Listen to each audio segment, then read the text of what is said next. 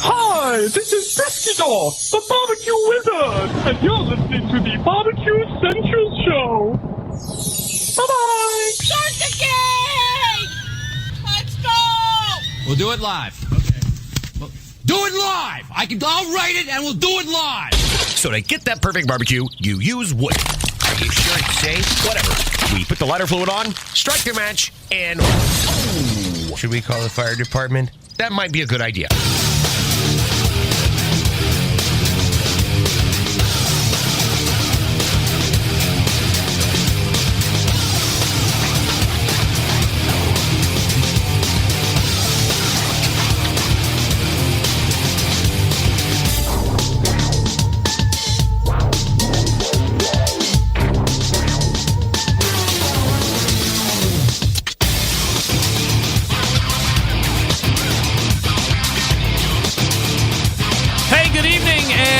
Welcome to the really big BBQ Central Show. This is a show that talks about all things important in the world of barbecue and grilling.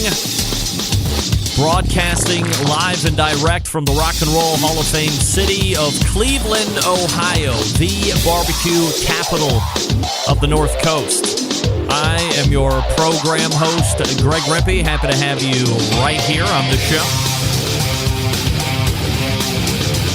If you want to jump in on the show tonight, more than happy to have you. It's a phone call or an email. You can get in touch with the show by calling 216-220-0966. Email Greg at the BBQCentralShow.com. On the Twitter and Instagrams at BBQ Central Show. Anything else you want to find out about the show can be found at the main website, thebbqcentralshow.com.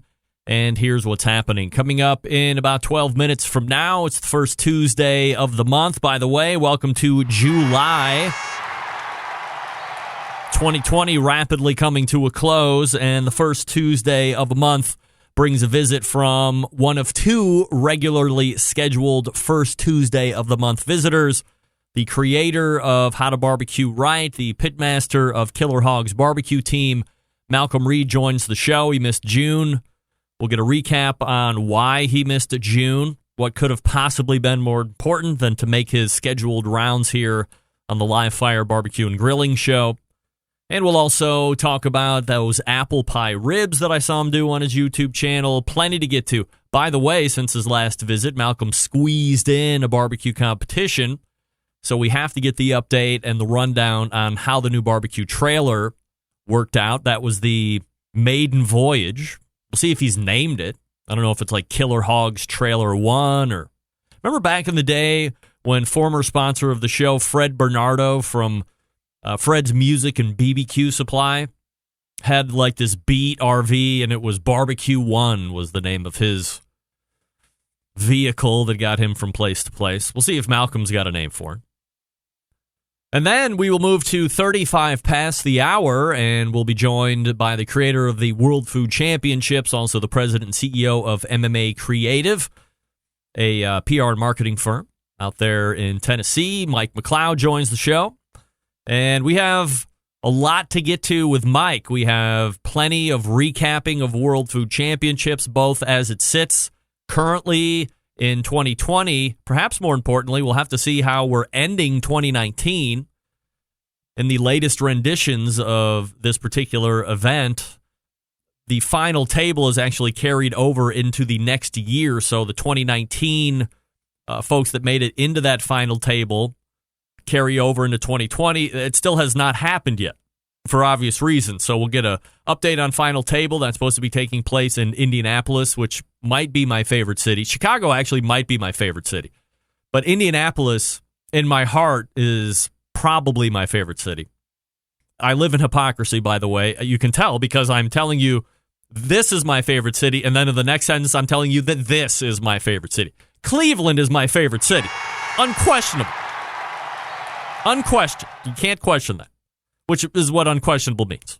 Outside of Cleveland, Indy, Chicago, Louisville, a lot of good times and good people in those spots, so it's hard for me to choose. Why choose? They're all my favorite. How about that?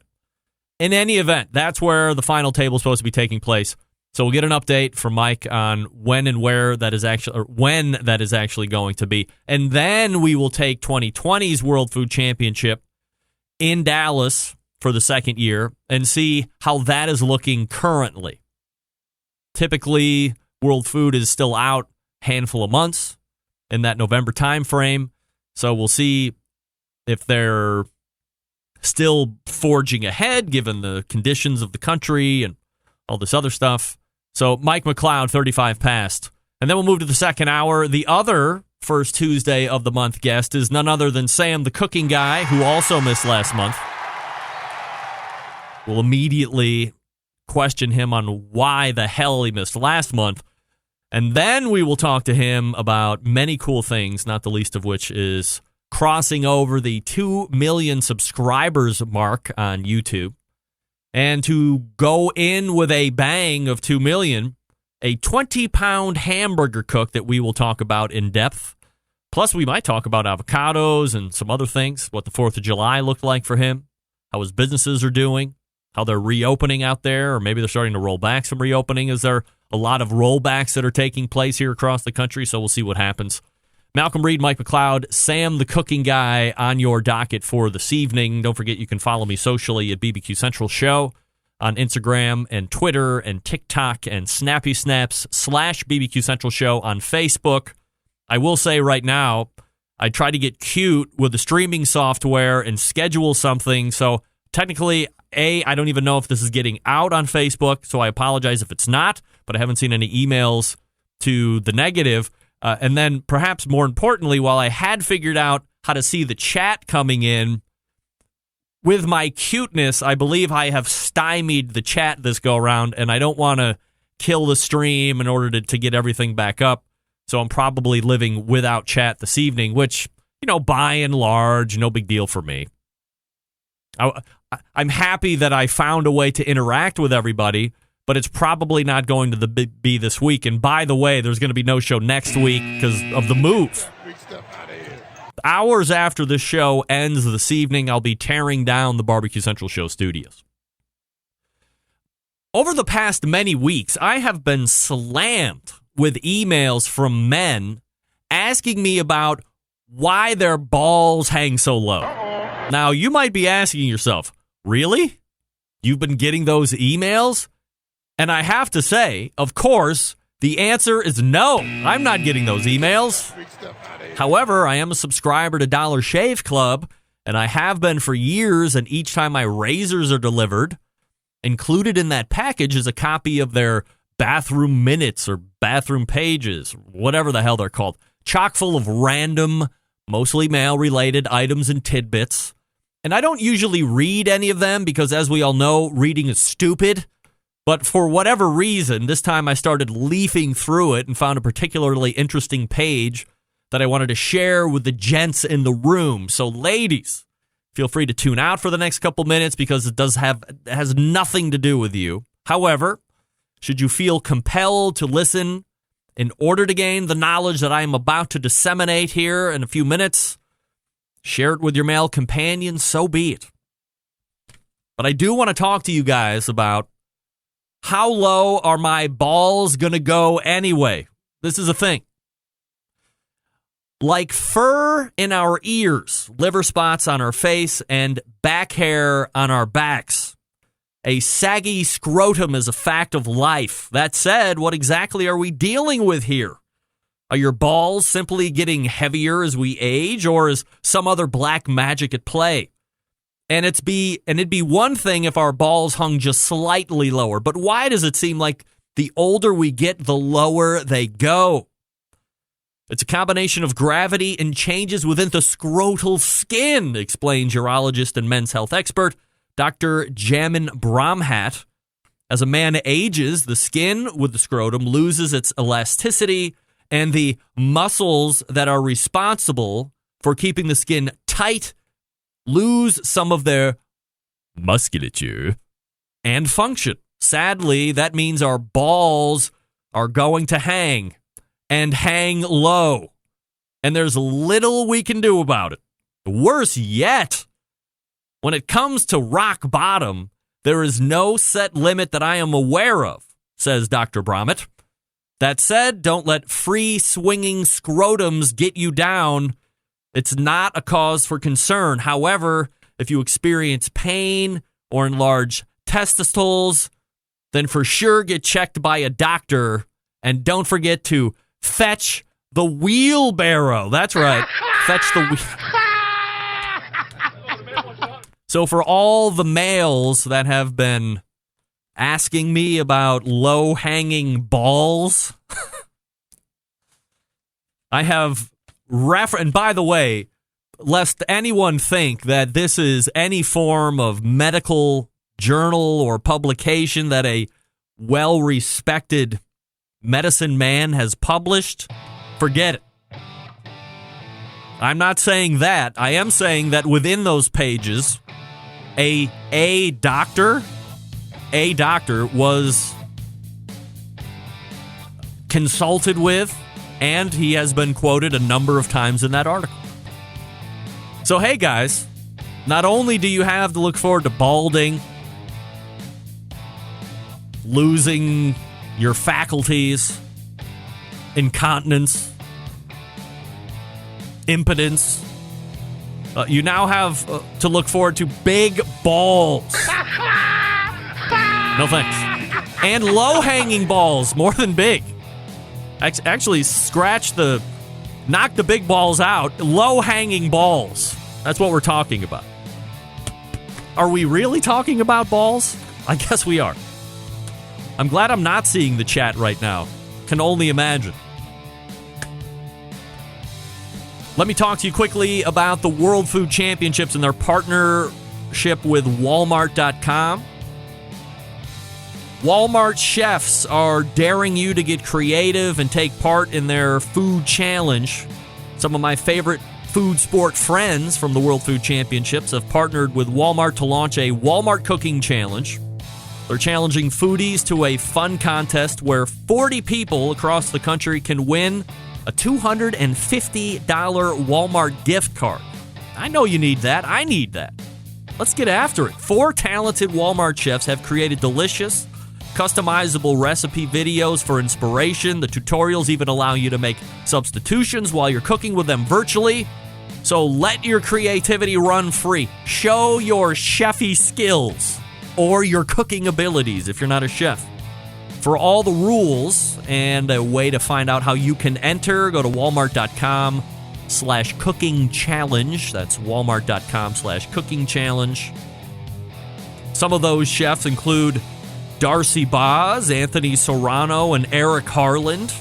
Recipes include iron skillet lasagna, tri-bean pasta or tri-bean protein bowl, grilled tacos, and one of my favorites, a stuffed avocado.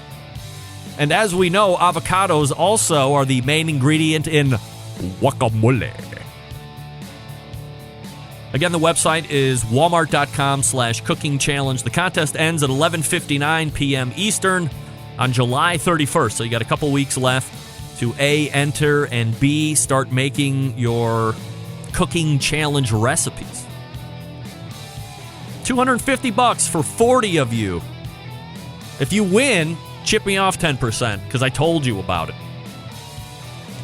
Fair enough? Malcom Reed is going to be coming up out of the break. So you just stick around and we'll be right back right after this.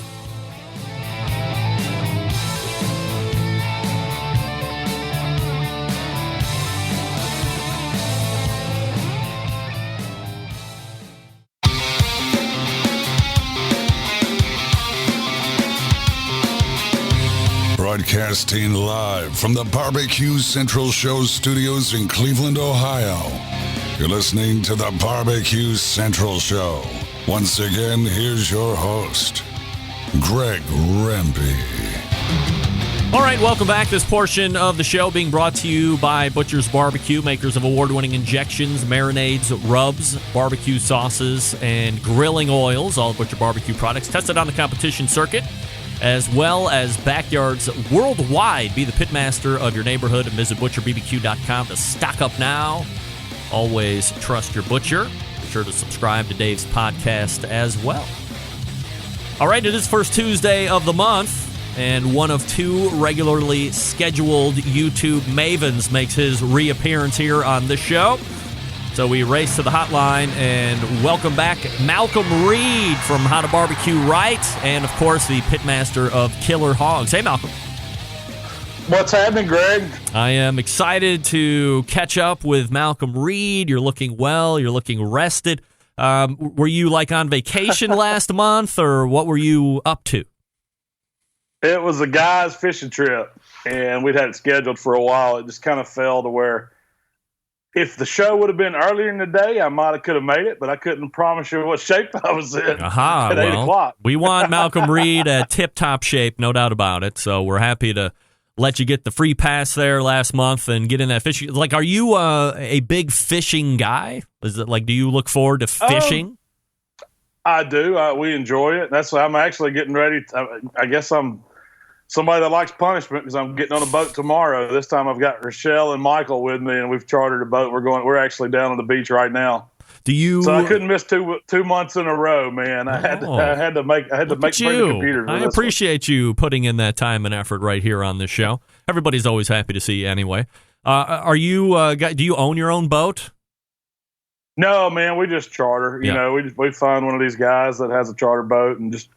You book them a few months in advance and take a 6-hour trip out and go catch some fish, hopefully. All right, so last month in June when you're on that fishing trip, aside from maybe you caught some fish, what else happened? And let's be honest. Well, it was the worst. It's probably the worst experience of my life, Greg, really? And I swore that I'd never get on another boat. But let's charter another one and do it like tomorrow, right? That's right. That's right. And, we've had storms the past 2 days, so I'm sitting here nervous tonight. But it was one of those things. We were watching the weather, and we were just sure the captain wasn't going to take us out if it was going to be bad. So we asked, and we were like the only boat going out that morning from where we were. We were the first. I wanted to be the last, but the waves were just, he said they were going to be 1 to 2 footers, but they ended up being like 6 to 9 footers, which was like 2 to 3 meter waves. And so we were off on the numbers, but needless to say, I did not have a good trip. I've never been seasick, but there's always a first, I guess. And we had a couple of my buddies with me, Heath Riles. You may know him or heard of him.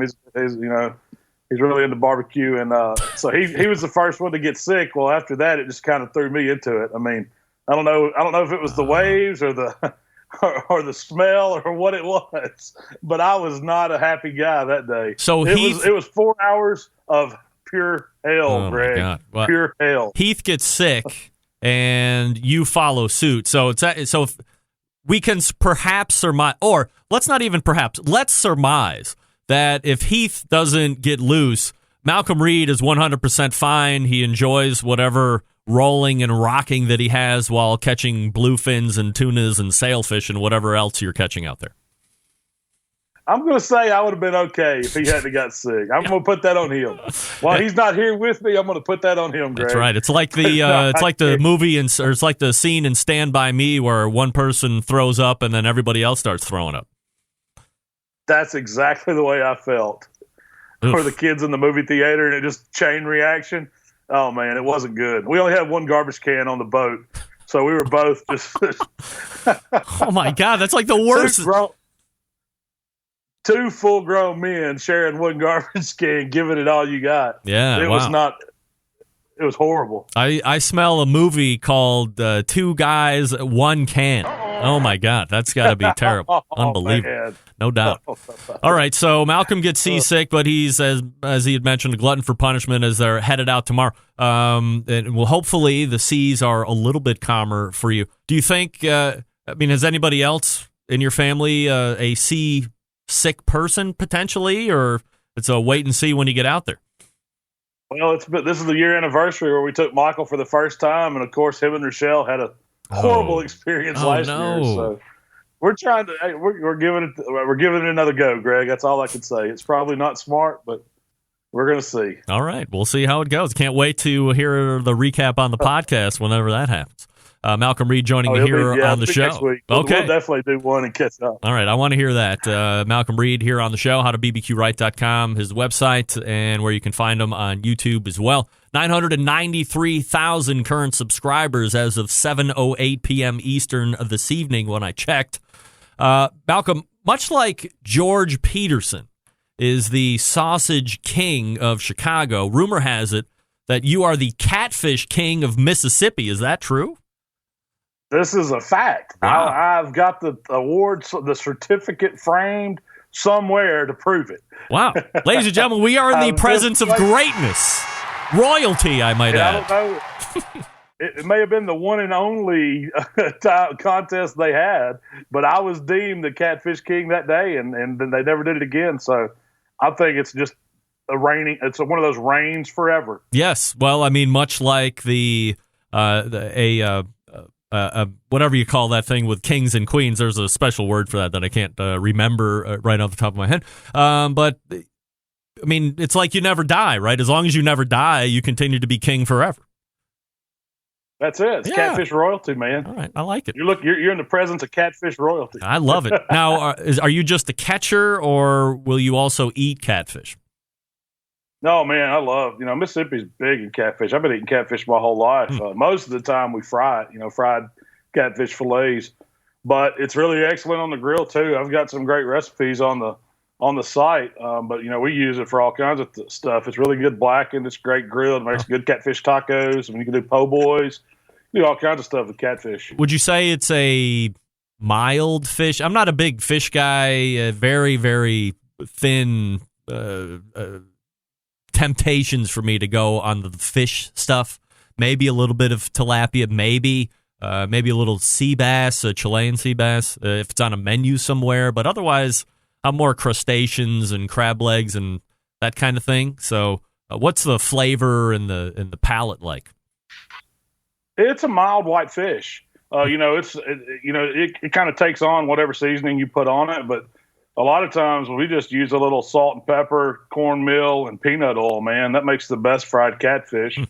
Serve it with a little hot sauce and squeeze a lemon, and you've got some really good eats. But it's a white flaky fish, way better than tilapia. If you like tilapia, catfish should blow your mind. It's much better. It's hard to compare it to an ocean fish, but since it's pond raised, the fish that we eat, it's super clean. They're grain fed. They haven't just been eaten. A lot of people think catfish are trash fish. Yeah. And if you catch them out of rivers and stuff like that, they probably are. They'll eat anything.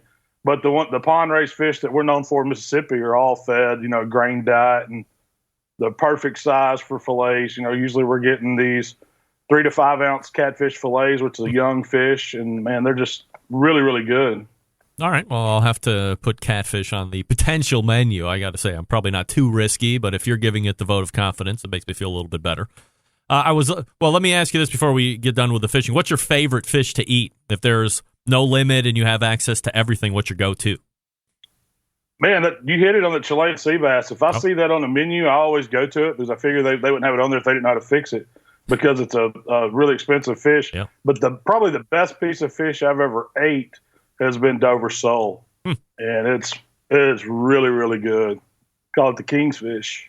Dover sole. All right. I'll be on the lookout for that, too. Now, I was listening to your June 26th podcast recently, and I thought you brought up an interesting take on chicken, competition chicken, especially when it goes through multiple thaw/freeze cycle and how it ultimately degrades the end product. You had an issue with this at your first competition of the year, which we'll talk about here in a second because obviously we want to hear about the trailer. But let's talk a little bit about that whole competition chicken issue that you run into and tell us a little bit about that. Well, I've just noticed that whenever if we're buying competition meat or any meat and you take it home, if it's been froze once and you let it thaw out and you try to put it back in the freezer and freeze it back, it kind of destroys those protein fibers in the meat, which causes it to really lose moisture. You've probably seen it and didn't really know what was happening on a butt or some ribs when you've refroze them and thawed them out, and there's a ton of liquid in the pouch, in the cryovac. Well, what that is, that's all the moisture that was in the meat is just leaked out of the actual protein because it's broken down. It can't hold that moisture anymore. there's no amount of injection or brine or anything that's going to put it back. It's denatured. So we figured out that, or we think it's probably happened in some of our contest meat when I'm ordering chicken. Like I've ordered some Springer Mountain Farms chicken, and I got it. Me and a buddy went in on some, and then I got it, and it was thawed out. I stuck it back in the freezer. I thought I was going to get to use it. The contest got canceled, but I stuck it back in the freezer where I thawed it out and used it this time, and it was just the texture was off. It had a dry texture. Even after we, injected it and did everything that we did to it, the texture still wasn't as good as it is when you first get it, you thaw it, and then you cook it. It has to have something to do with the way they flash freeze meat. A lot of times if you get it and it's froze from the processor, they're using a technique that really freezes it fast, and before those ice crystals can form and destroy the proteins, it's frozen. So that's how you get these single frozen chicken breasts and things like that. They're still juicy. But if you get it and you thaw it and you try to put it back in your freezer at home, it's going to really destroy it.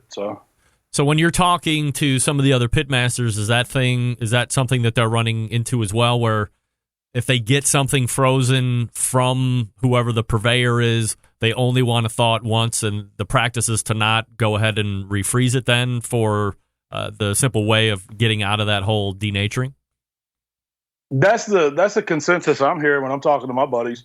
I've actually had David Boska tell me before that he figured out a way he could kind of turn his deep freeze into a blast chiller and get it froze back quick by dropping a little small. You have to leave plenty of room in your deep freeze, but you can put a little small fan in there, like just a tabletop oscillating fan, and you could drop it in your deep freeze. It creates that blast chiller by moving the air fast enough. And if you put the meat on racks and there's enough air to get around it, it'll actually freeze it super fast, which is kind of like a false blast chiller. But he said he's done it and it's worked with briskets and things. I haven't tried that yet because I don't have enough room in my freezer. But it's a thought, So are you putting if you're doing that makeshift blast chiller, are the chickens just out naked? They're not in a vacuum pack or anything like that? Well, I would imagine they're probably in packaging already. You're just leaving enough room for air to circulate around it. You're not trying to freeze each individual piece. I could see, like a 6-pack or a 9-pack of them, and you put it on like a little raised rack so air could definitely get all the way around it instead of just being flat on other meat stacked in there. All right, Malcolm. So this was a great weekend for you because you finally got to use that brand new competition trailer. We had tracked the progress from pre-build to in the build, and you went and took delivery of it. Then coronavirus hit, and it sat there in the garage or out there on the driveway looking great and not being used, which had to be extremely frustrating considered you had dumped a bunch of money into this thing and really hadn't been able to use it. So what was it like pulling and getting in, loading into the competition, and how did it work from a creature comfort-wise, the whole deal? Like, how did it work when it really counted? Man, it couldn't have worked any better. I mean, it was such a big change from what we had because we felt like we had more storage space. Of course, we had to kind of work out some kinks on where we were going to set up the cut station and operate and sleep and all that. But man, it couldn't have worked any better. I mean, we had the full restroom, shower. We had plenty of sleeping room. Michael actually stayed the night with me and Waylon, my brother, and it froze us out of there. The ACs worked perfectly, and this was the middle of June, so it was really hot. Everything went great. We didn't do as well as we hoped for in the actual barbecue contest. We were cooking on a brand new cooker that had never, it had been lit, but it hadn't been seasoned or anything. So we were kind of, just shooting in the dark on that. But we finished about middle of the pack. I think we were like 20th out of 48 teams, something like that. It wasn't my best day, but it was not my worst either. How long do you think it takes for you to get a new cooker seasoned up to where you can rely on it like you would one that's already broken in? A couple cooks, I would say. I need to do some more cooking on it. I hadn't had a lot of times. We've been, kind of busy here with everything going on and trying to get a vacation in and winding down. But I need to get a few more cooks on that cooker to get it seasoned the way I want to. Now, I guess I could load it up with some butts and cook a bunch of butts on it a couple times, get some flavor going. But I don't like to cook anything but contest stuff on my contest cookers if I can help it. From a contest perspective, when's the next one? potentially? Man, I really don't know, Greg. I mean, everything that I was hoping for has gotten canceled. They canceled Memphis in May on us officially. They've canceled a big one called BBQ we were going to go to down in Montgomery, Alabama. 17th Street, I haven't heard the official word if Mike's and Amy are still having their contest, but we'll probably try to go to Murfreesboro, take the new trailer up there, and they have a state contest and actually it's a dual MBN and a KCBS, right. So it's always an awesome contest. That's praise the Lord, right? That's it. Yeah. That's it. It's one of my favorites.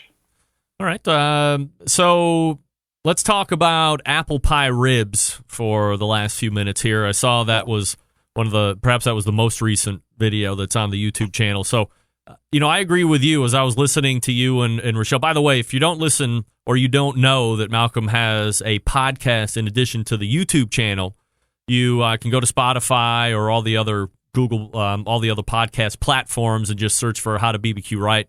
And then it comes up. And it's unique in the fact that it's not like a show like this, where we're doing interviews and trying to break news and all this other stuff. It's really a behind-the-scenes look or a pull back the curtain of how the recipes went and things that are happening in their daily lives. So you get to learn a little bit more about Malcom as a human and Rochelle as a human and the inner workings of what you see from a finished product standpoint on the YouTube page. I think that's why I really like it and I like listening to it because I always love to know the business and the details and this didn't work and that worked. Like when Rochelle was talking about, I could hear her mania talking about the whole hog thing you did with like the new microphones and how the sound was getting picked up. I was like, wow, she sounds exactly like I would sound when you're reviewing the finished product. So for me, getting all that inside baseball kind of stuff is really cool. So make sure that you're subscribed to that. But let's talk a little bit about those ribs and where the recipe genesis comes from and how you make them. Well, those apple pie ones, that were something that I was just trying to do something that would be pretty cool, something different for the 4th of July.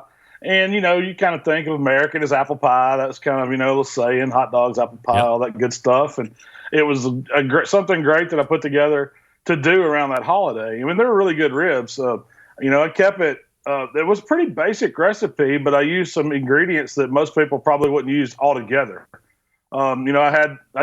Heath has a good apple seasoning that he used.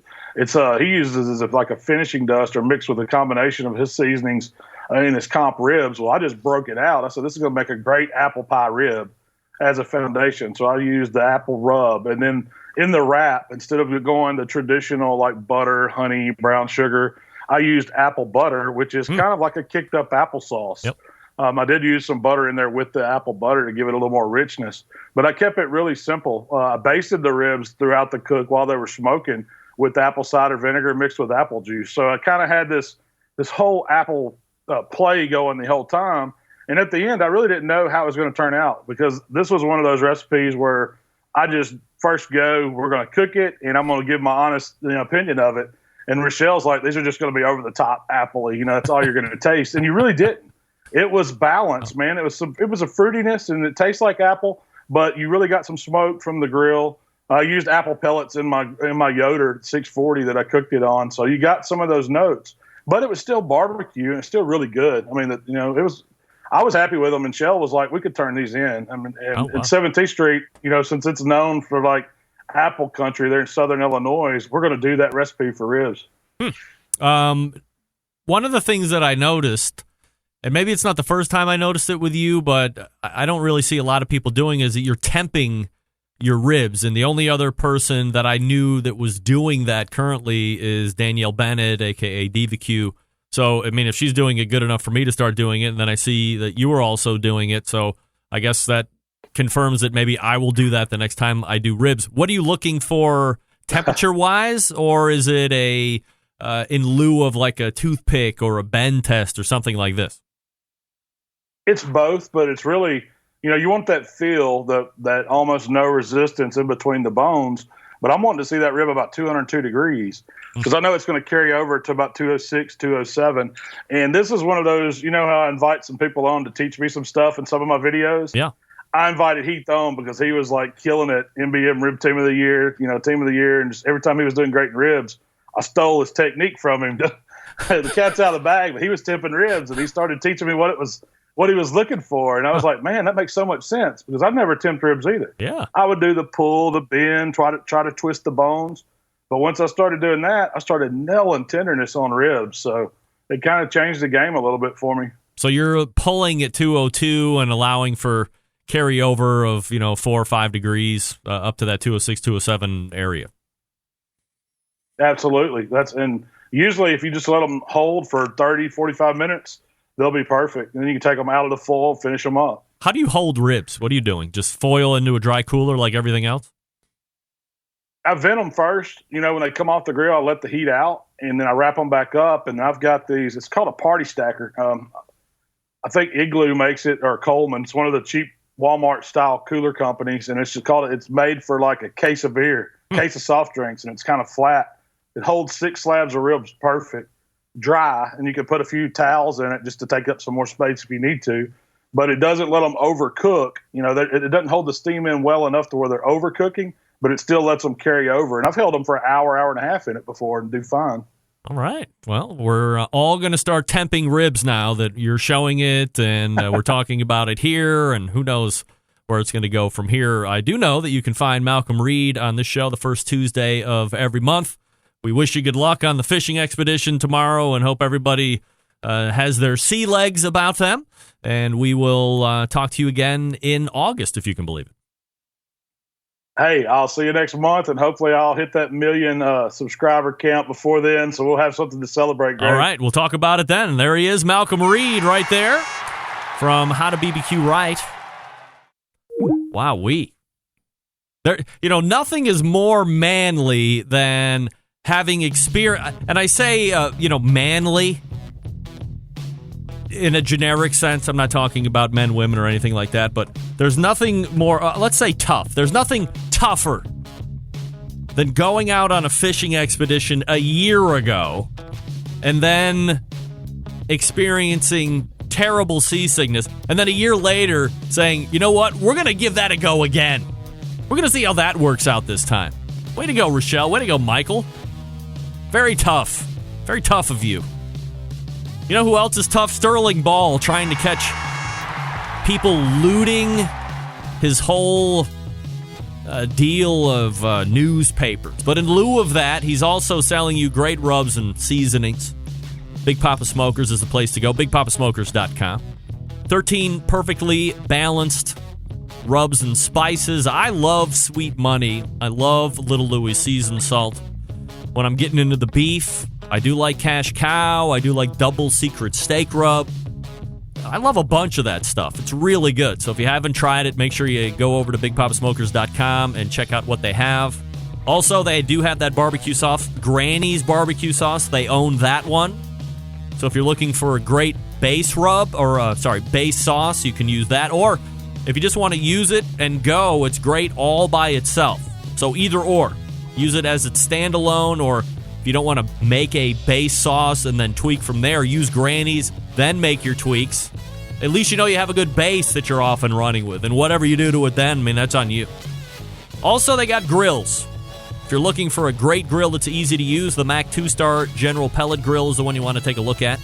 Big Papa's the exclusive Mac dealer, even offering special packages. If you're not a fan of pellet smokers, take a look at the Old Hickory Ace BP, the only charcoal cooker that Big Papa trusts on his competition trailer. If you're not sure of what grill you might want or need, call them and ask questions. They're happy to help. 877-828-0727. That's 877-828-0727. Or shop their website at BigPapaSmokers.com. That's BigPapaSmokers.com. We are back with Mike McCloud from the World Food Championships next. Stick around. We'll be right back.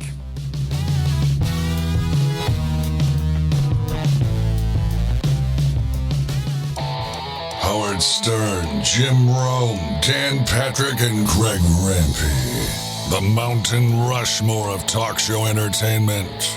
Now, let's get back to the BBQ Central Show. All right, welcome back. This portion of the show being brought to you by CookinPellets.com. So if you get a Mac 2-Star General Pellet Grill from Big Papa Smokers, go over to CookinPellets.com and buy all of your wood pellets there. Quality, wood pellets, of course. You can buy on Amazon.com if you want as well. CookingPellets.com is the place to go and check out all the flavors that they have. They are great. I use them.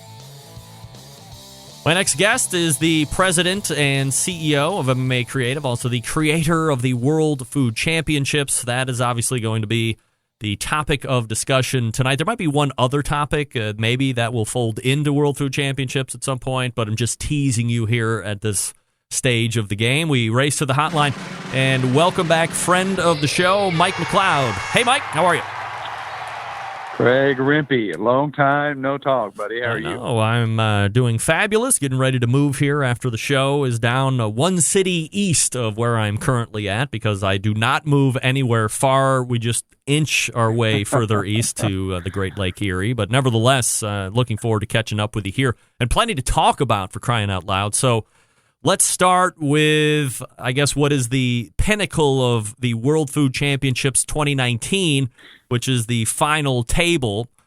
That has been kind of pushed around a little bit given where we're at here as a state of coronavirus, COVID-19, blah, blah, blah. So what is the current update with the final table, and when do you foresee that happening? Current update is it's going to happen in August.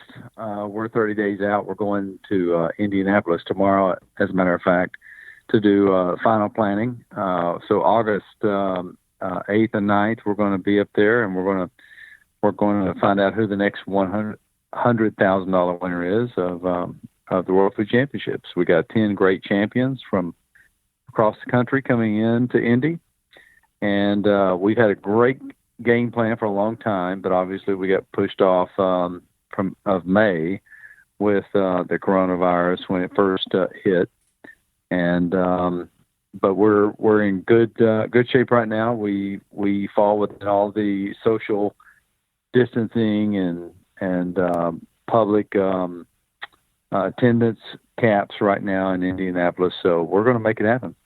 Is this event going to be outside, or will it be inside somewhere? It'll be inside mostly. We partnered with a great culinary school up there at the Ivy Tech Community College. We've got Cisco on board to do our pantry. We've got Red Go Tomatoes involved, Maple Leaf Farms involved, Visit Indy involved. We're going to go to a couple local restaurants and learn some local dishes. Our new format where the champions have to navigate 3 challenges is in effect. Same thing we did in New Orleans.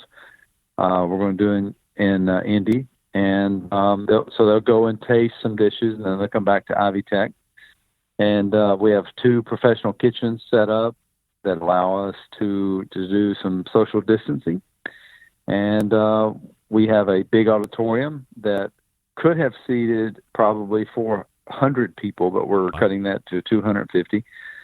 So we expect to be able to perform under all the current CDC restrictions and guidelines and under Indianapolis rules, and we're going to make it happen. It's going to be a fun, great event. This class of champions is pretty phenomenal. We've got 3 people out of the 10 who have been at a final table before. Wow. So they'll have a little bit of insight as to what the pressure is like, what the environment is like. But this is going to be a great lineup, great challenge, and a great event. Mike, it's no secret here on this show that Indianapolis is one of my favorite cities for many reasons. Certainly the food scene there is good. I have a lot of travel sport connection back there, so there's a lot of great memories for me. But when you think of Indianapolis, what comes to mind from a food perspective for you? Well, for me, some great places like Oakley's comes to mind. For a lot of people, I'm sure St. Elmo's comes to mind. We looked at doing a St. Elmo's dish, but we at the end of the day we thought it might be honestly a little too simple for the challenge. So we have engaged several local culinary experts, and they've created a great 3 challenges for us. We're going to have a duck dish. It's going to be a big challenge. We've got a pork dish, which is, Indiana is one of the great pork producers in America. Yep. So not many people know that, but we're going to reinforce that. And the final challenge is going to be the sugar cream pie, which is one of the great Indiana State Fair challenges every year. And the winner of last year's Indiana State Fair is going to be on our judging panel. This is the first time, by the way, that we will have 3 completely different panels of judges. We'll have 15 judges, all of them from Indiana or Indianapolis, and no one that has ever competed or been involved with food sport and World Food Championships before. So very independent, very how would you say it? Unbiased opinions going into the final table, and the champion that comes out of this one is going to be able to claim something that no other champion has before, and that is that they face 3 distinct panel of judges, all of whom are local experts. Let me play devil's advocate here just for a second, Mike, and we've had plenty of discussions back when you were dealing with KCBS, and a lot of the fire that you hear these days is complaining about judging, and the judging isn't consistent, or how do you train judges, blah, blah, blah. Is it when you look at your particular EAT methodology that you have created, and that how these champions are chosen from that EAT methodology, is there any thought given to figuring out who the best of the best EAT judges are, and then inviting them in to be kind of the new ambassadors of whatever a judge should look like regarding that EAT methodology?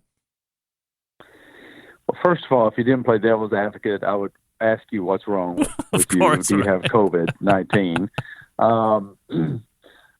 But no, we look.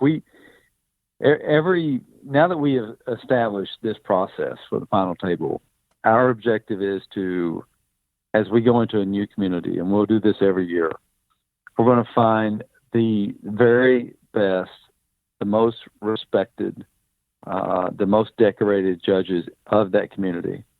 And we're going to invite them to participate in our process.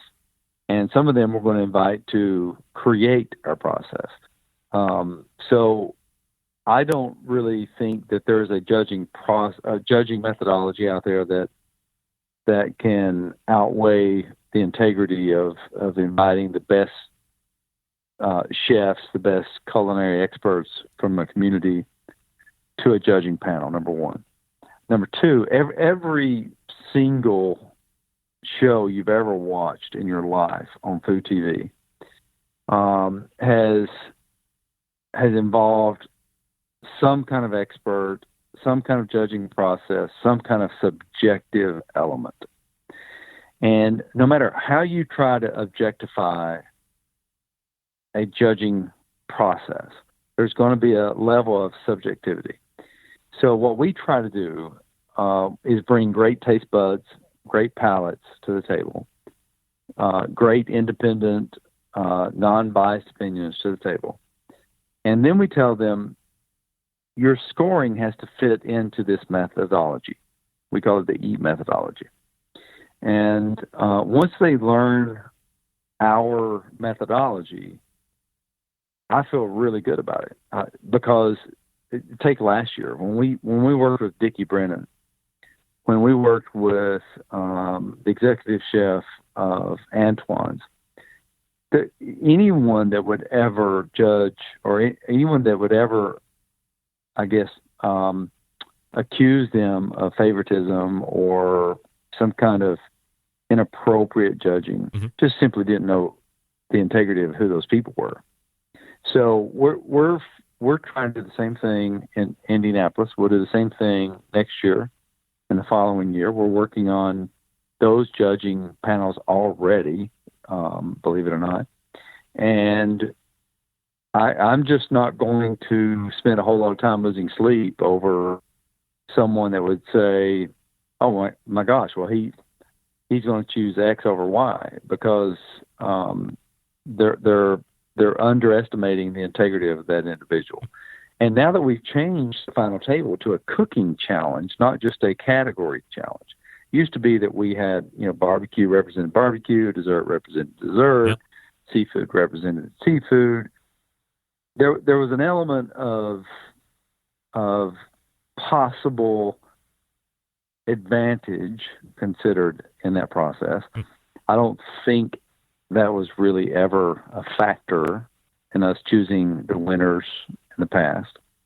But now that we have completely navigated that and moved on over to, you have to perfect 3 challenges. It's anybody's game. I mean, you just have to be a great cook. Take Yvette Rahman. Yvette Rahman is a former dessert champion. She now is a 2-time dessert champion. She may be thinking, oh my gosh, sugar cream pie is in my wheelhouse. Yeah. Well, guess what? Sugar cream pie is the 3rd challenge. If you can't work with pork and you can't work with duck, you're not going to get to dessert. You're not going to get to sugar cream pie.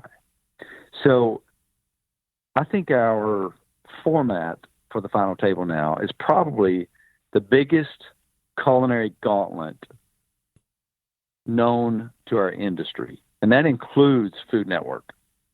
I don't think there's a single show, I don't think there's a single event, I don't think there's a single anything out there that's as challenging for 10 individuals as our final table. And one day people are going to recognize that, and they're going to agree to that, and they're going to recognize that whoever comes out of our final table is a damn good cook, and they deserve $100,000. Mike McCloud joining me here on the show. WorldFoodChampionship.com is the website, and we're looking forward to seeing how the final table comes off here in August. Mike, not passing that to the side here abruptly, but 2020 also has a World Food Championships that need to take place in Dallas. So with everything else going on, obviously, as we had talked about it affected the final table here. Is anything going on from an effect standpoint with the run up to the 2020 World Food Championships? It's been a strange year, and we're watching a lot of different things very closely right now. We just heard today that the Texas State Fair was canceled, and we hated to hear that. Yeah. But we are moving according to plan. We are green light go at this moment. I personally believe that in November of this year that we're going to be able to conduct our championship. We are making alternative contingency plans, of course. We have to. You have to, hope for the best and expect the worst. But I believe we're going to have an ability to conduct a championship. I think we may end up being the very first major food event in Dallas this year, now that the Texas State Fair has canceled. We're very optimistic, we're very hopeful, but we're also keeping very close eye to what's going on with the virus, and we have taken a lot of measures. We already know how we're going to position people in our arena. As you know, this year, for the first time, we're going to be inside. We're going to be at Centennial Hall of Fair Park. We got 2 or 3 areas that will be used outside for steak, for barbecue, and for our burger contestants if they want to grill outside. But we're moving forward with our game plan in hopes that by November, this virus is behind us or at least under control. If it's not, we'll assess, and our ultimate date for making that opinion or that go, no-go situation is September 1.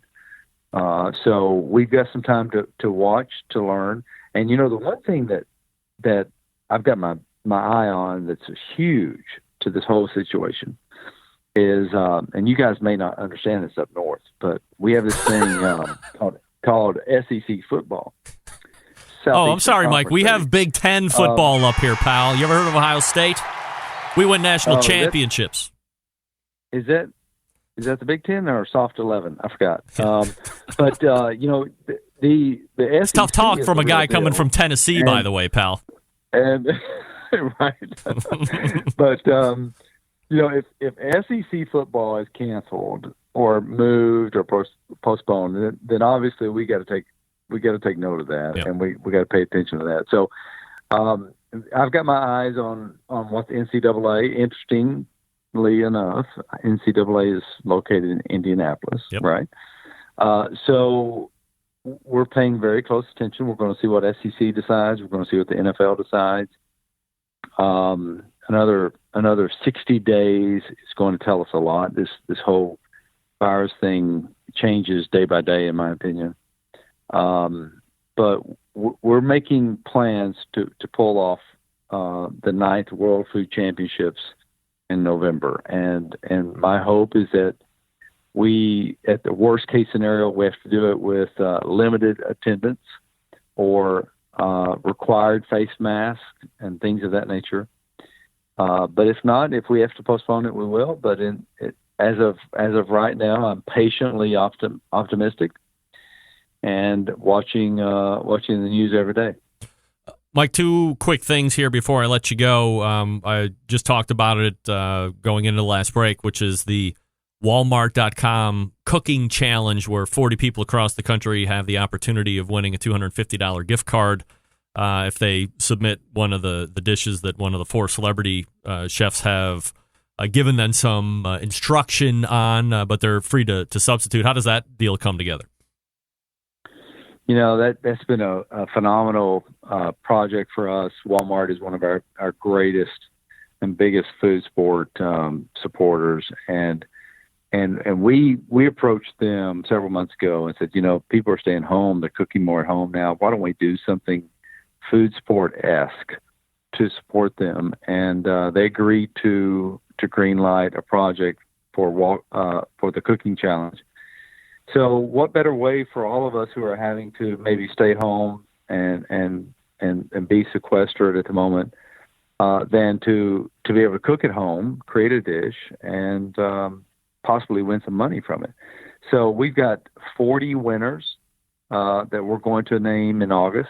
All you have to do is go to walmart.com/cooking challenge. Watch our 4 or 5 food champs who have already created a dish and given you some incentive and given you a challenge. And then just create your own dish. Use some Walmart products. Post your challenge to the hashtag Walmart Cooking Challenge, and you can win $250 gift cards from Walmart. We're going to have 40 individuals who win that. So I highly encourage all of our friends who are in the cooking arena, the food sport arena, jump on board, utilize this opportunity. It's probably the easiest chance you've ever had at winning $250. And we know we're all spending that much. I'm spending that much right now weekly, and I'm a single guy with a son. So I know everyone else is spending a lot more money than I am. So we're very delighted with how that's going. It's going to end July 31st. We've had several great celebrities join the challenge already. Carla Hall has joined it. Spike Mendelsohn has taken the challenge. So you're going up against some interesting individuals, but if you win, that's going to be a heck of a resume builder. So that's pretty cool. Last thing before I let you go, you're always into diversifying food and food sport and all this other stuff. You had mentioned before we got on air that there was something that you recently picked up that you might want to tell us about. Well, the new thing that we did this year, and it was right before the pandemic hit, was we had an opportunity to come into the chili arena in a serious way. I got presented an opportunity to buy the International Chili Society. I worked with ICS back in 07, 08. Worked with the Hancocks who were managing it at the time. As you well know, Carroll Shelby of Shelby GT fame, he and his friends started this thing over 50 years ago. And chili has been the granddaddy, in my opinion, of culinary competition. Yep. So we had a lot of fun, a lot of opportunity to help them change and tweak some things back in 08, 09. And lo and behold, this year we had a chance to really delve into it, and I actually purchased the International Chili Society. So we've added that championship to our suite of options now. We were supposed to, that championship usually happens in October, but we decided to have a little bit more runway to get prepared, and then the pandemic hit, which obviously made sense for us to extend it. So we are going to hold that in April this year for the first time in Myrtle Beach, South Carolina. So in 2021, when the world is back to normal, pray to God, we'll have in April, we'll have this big chili championship in Myrtle Beach.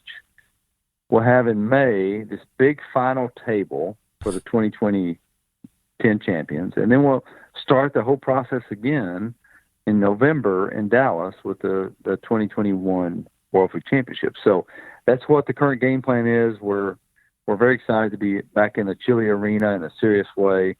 And we invite all of our food sport friends who are good at cooking, no matter what it is, to pay attention to what's going on with International Chili Society, because we're going to build that thing up, and it's going to reclaim its glory as the granddaddy of culinary cooking. Mike, one last question. Do you foresee a time when you fold chili into World Food Championships? I mean, it seems like it makes perfect sense where you might run it out on its own, as you're talking about here in April next year, but at some point a year or two down the road, that gets into the fold of World Food Championship.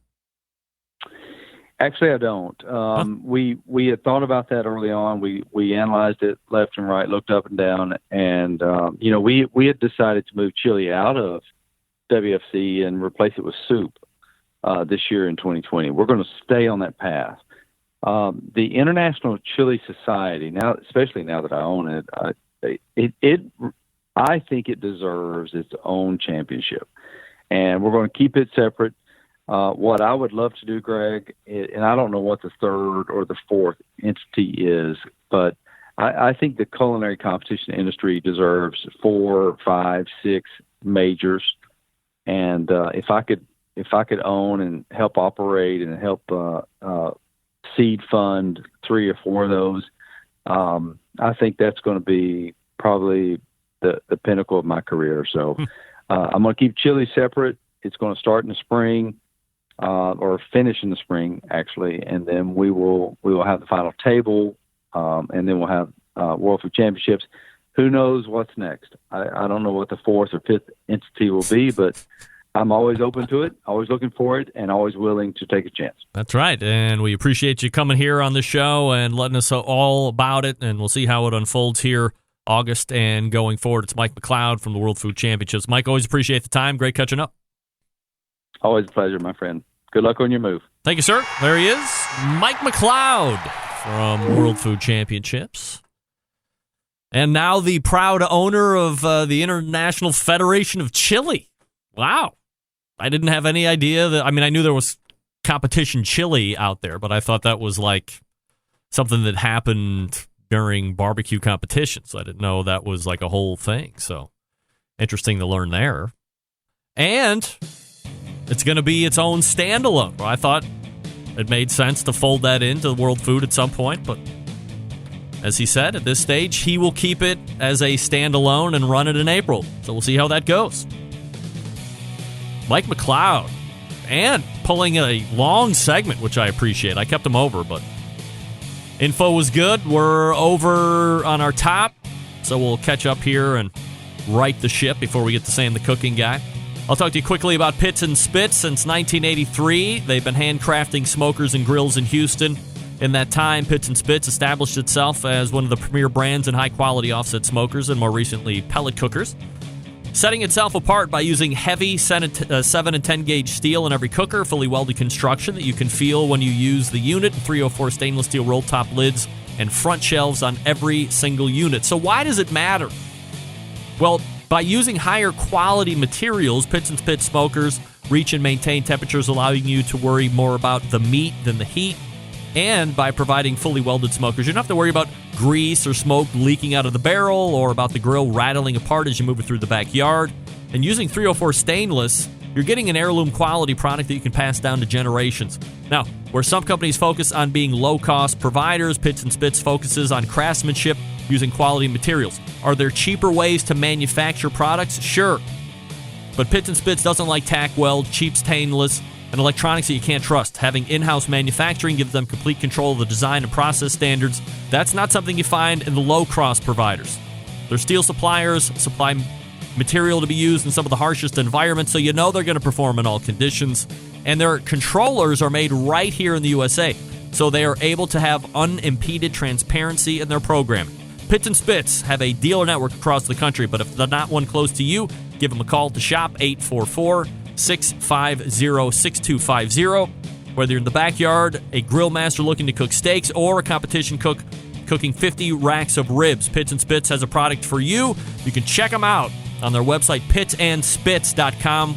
That's all spelled out, by the way, pitsandspitz.com. Or check them out in the wild across social media with their handle at Pitts and Spitz. That's at Pitts and Spitz. All right, we're back to wrap the first hour. Stick around. We'll be right back. Continuing to produce incredibly mediocre content in an exceptionally professional way. You're listening and watching the BBQ Central Show. Once again, here's your host, Greg Rampey. And this portion of the show being brought to you by Fireboard. Monitor up to 6 different temperatures simultaneously. Connect to Wi-Fi for cloud-based monitoring or connect via Bluetooth. If you have Alexa or the Google Assistant in your home, you're in luck. Fireboard, the original, and Fireboard 2, fully integrated with both. Find out more by visiting fireboard.com or call 816-945-2232. I once again used my Fireboard this past weekend as I was reverse searing steaks. I used 3 channels this time. They weren't all the exact same size. By the way, shout out to Kevin Green over at the Butcher Shop. And those steaks were succulent. Prime, 1.5-inch thick ribeyes. They were great. Also, if it was my first venture into the Duroc pork stuff, he carries Allegiance brand. These were very tightly trimmed St. Louis style. They were right in that 3.5-pound rack, maybe 4 per rack. I had 2 racks. Great flavor, a unique flavor. Maybe it was just in my mind. I'll have to get another rack. But a unique, and I mean that in a good way, flavor. So if you're looking for some great stuff, you know where to find Kevin Green over at the Butcher Shop. Mention the show, by the way, you get 10% off your order. Plenty to get to as we load into the second hour, so stick around. We'll be right back.